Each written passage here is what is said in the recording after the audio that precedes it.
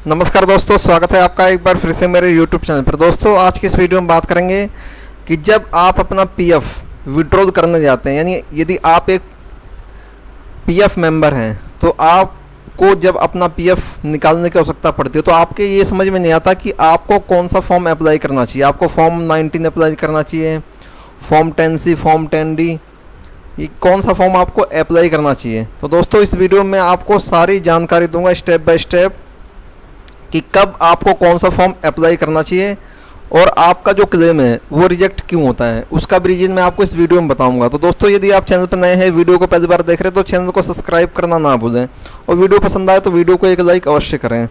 तो चलिए दोस्तों आइए करता हूँ इस वीडियो को स्टार्ट। वीडियो थोड़ी लंबी होगी लेकिन आपके काम की है और इस वीडियो को देखने के बाद आपकी जो भी कन्फ्यूजन है सारी दूर हो जाएगी।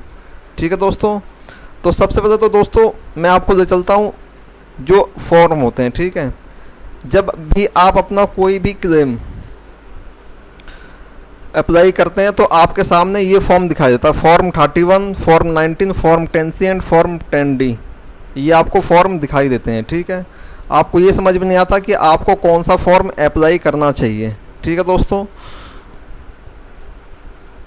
तो जैसा कि आपको स्क्रीन पे दिख रहा होगा पीएफ का कौन सा फॉर्म कब अप्लाई होता है। ठीक है, अब इसके बारे में समझते हैं। ठीक है, सबसे पहले दोस्तों बात करते हैं फॉर्म 31 की। जो आपका जो फॉर्म है ये फॉर्म 31, ये आपका एडवांस पीएफ विड्रॉल के लिए अप्लाई किया जाता है। ठीक है, एडवांस पीएफ क्या होता है मैं आपको ये बताता हूँ। देखिए, यदि आप किसी भी कंपनी में जॉब कर रहे हैं, ठीक है, यानी आपकी सर्विस कंटिन्यू चल रही है, यानी करंट टाइम में आप जॉब कर रहे हैं, यानी नौकरी करते टाइम आप अपना जो पीएफ का पैसा यदि निकालना चाहते हैं तो आप अपना पूरा पैसा निकाल सकते हैं पीएफ का फॉर्म 31 अप्लाई करके, यानी नौकरी करते समय। ठीक है, नौकरी आप जॉब कहीं कर रहे हैं, किसी भी कंपनी में कर रहे हैं तो आप अपना फॉर्म 31 अप्लाई करके एडवांस पीएफ विड्रॉल कर सकते हैं, यानी आप अपना पीएफ का पैसा निकाल सकते हैं जॉब करते टाइम। ठीक है, जो फॉर्म 31 होता है एडवांस पीएफ विड्रॉल के नियम होते हैं। ठीक है, ये जो इसके नियम है इस पे मैं आपको एक डिटेल्स वीडियो बना दूंगा, उसमें सारी जानकारी मैं आपको दूंगा कि इसका जो नियम है, क्योंकि इसके बहुत सारे जो हैं, इसके बहुत सारे पारा होते हैं, जैसे इल्नेस पारा हो गया, पावर कट पारा हो गया, तो जो एक एक पारा है सारे पारा मैं आपको समझाऊंगा, एक डेडिकेटेड वीडियो लाऊंगा, उसमें सारी जानकारी मैं आपको दूंगा कि इसके क्या क्या रूल्स हैं और क्या क्या इसके रूल्स 2024 में अब कुछ नियम में बदलाव भी किए गए हैं। तो सारी मैं आपको एक वीडियो बनाऊंगा डिटेल में, उसमें आपको मैं सारा समझा दूंगा। तो ये आपको समझ में आ गया फॉर्म, यानी फॉर्म 31 आपको जब अप्लाई करना, जब आप जॉब कर रहे हो किसी कंपनी में और आपको अपना पीएफ का पैसा निकालना, तो आप फॉर्म 31 अप्लाई कर सकते हैं। अब बात करते हैं दोस्तों फॉर्म 19, यानी फॉर्म 19 आप कब भर सकते हैं। तो ओनली पीएफ विड्रॉल के लिए आप ये फॉर्म भर सकते हैं। ठीक है, केवल आपको पीएफ का अगर पैसा निकालना है तो आप ये फॉर्म 19 आपको अप्लाई करना पड़ता है। अब इसके क्या क्या रूल्स है ये आप समझिए। देखिए, सबसे पहले तो फॉर्म 19 आपको जब अप्लाई करना, जब आपकी सर्विस यानी आप जॉब छोड़ चुके हैं और जॉब छोड़े हुए आपको 2 महीने से ऊपर हो चुका है, यानी मिनिमम आपको 2 महीने जो आपकी डेट ऑफ एग्जिट है, ठीक है, वो आपकी 2 महीने से ऊपर हो चुकी है, यानी 2 महीने से अधिक आपकी हो चुकी है। जॉब छोड़े आपको 2 महीना हो चुका है, यानी 2 महीना 1 दिन। अगर यदि आपको 2 महीना हुआ तो 2 महीने पे यदि आप अप्लाई करेंगे तो आपका ये फॉर्म रिजेक्ट हो जाएगा। ठीक है, आपको 2 महीना 1 दिन होने के बाद ये फॉर्म आप कभी भी अप्लाई कर सकते हैं। इसका सबसे पहला रूल तो ये। दूसरी चीज़, जो आपका ओनली पीएफ विड्रॉल, इसमें क्या क्या आता है मैं आपको ये बता देता हूँ। जैसा कि आपको ये दिख रही होगी स्क्रीन पे, मैंने ये पासबुक ओपन कर रखी है। ठीक है, इसमें ओनली पीएफ का पैसा निकाल सकते हैं। ओनली पीएफ का पैसा का अर्थ ये होता है दोस्तों कि जो आपका एम्प्लॉय शेयर है, जो आपको ये दिख रहा होगा एम्प्लॉय शेयर, ठीक है, प्लस में आपका जो एम्प्लॉयर शेयर है, यानी ये पैसा आप निकाल सकते हैं। केवल आपको यही पैसा मिलेगा, जितना भी टोटल आपका अमाउंट है, जैसे कि आपका 2733 है और एम्प्लॉयर्स जो शेयर है ये आपका 835 है, यानी इसको जोड़ के जो भी आपका अमाउंट बनता है वो आप अमाउंट निकाल सकते हैं फॉर्म 19 अप्लाई करने के बाद। ठीक है, अब बात करते हैं दोस्तों जो आपका फॉर्म 10C है, जो आपका फॉर्म 10C है, अब बात करते हैं इस पे। जो आपका दोस्तों जो फॉर्म आपका 10C है, ये ओनली पेंशन विड्रॉल के लिए आप अप्लाई कर सकते हैं। ठीक है, ओनली पेंशन विड्रॉल कौन सी होती है वो मैं आपको दिखाता हूँ।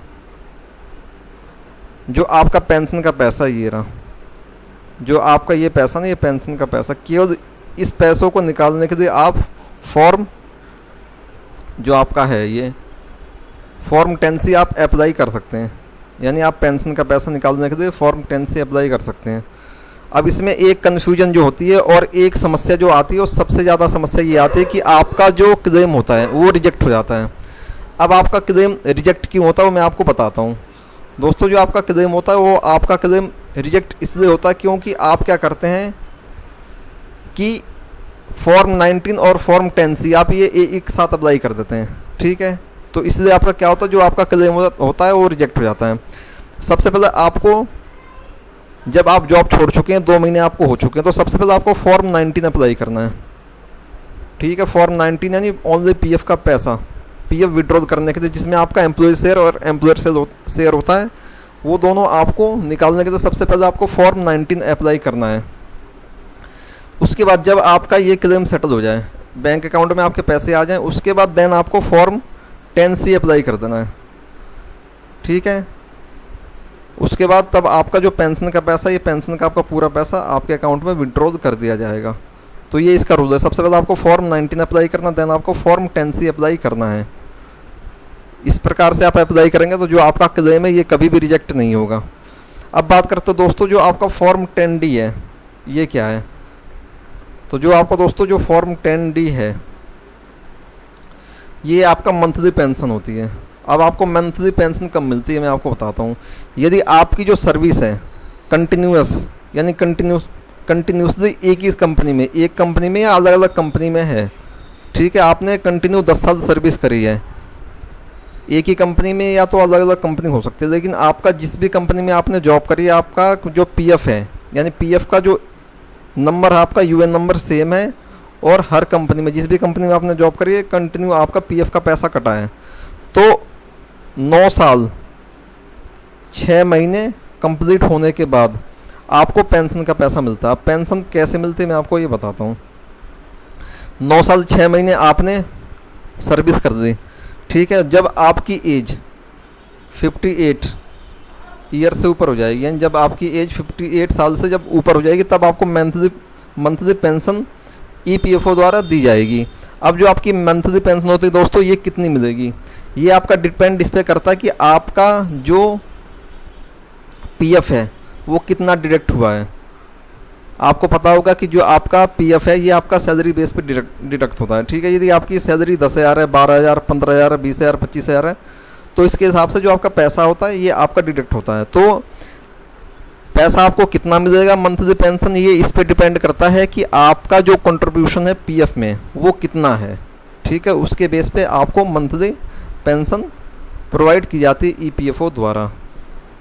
तो ये जो फॉर्म है ये सारे आपको मैंने बता दिया। फॉर्म 31 एक बार मैं आपको और रिवीजन कराता हूँ। जो फॉर्म 31 है ये आप एडवांस पीएफ विड्रॉल करने के लिए अप्लाई कर सकते हैं। यानी आप कंपनी में जॉब कर रहे हैं, उसी टाइम आपको पीएफ का पैसा चाहिए तो आपको फॉर्म 31 भरना पड़ता है।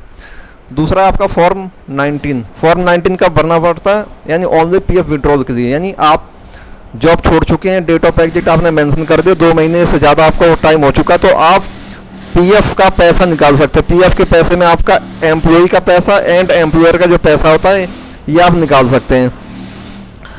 इसके बाद आपका दोस्तों फॉर्म 10C में आपका क्या, ओनली पेंशन का विड्रॉल है। जो आपका पेंशन का पैसा है वो आप निकाल सकते हैं पूरा पैसा। तो इसके लिए सबसे पहले आपको करना क्या होता है, इसमें भी आपको इन दोनों के लिए जो नियम है सेम है, लेकिन इसमें सबसे पहले आपको फॉर्म 19 अप्लाई करना, देन आपको फॉर्म 10C अप्लाई करना है।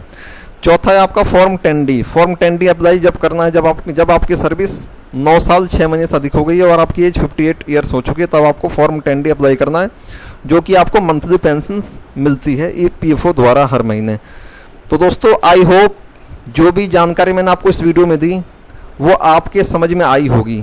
यदि आपकी और कोई क्वेरी है इस वीडियो से रिलेटेड या इन फॉर्म से रिलेटेड, तो आप मुझे कमेंट सेक्शन में कमेंट करके बता सकते हैं। मैं नेक्स्ट वीडियो उस पर भी बना दूंगा। तो दोस्तों इस वीडियो को यहीं तक रखता हूँ, मिलते हैं नेक्स्ट वीडियो में।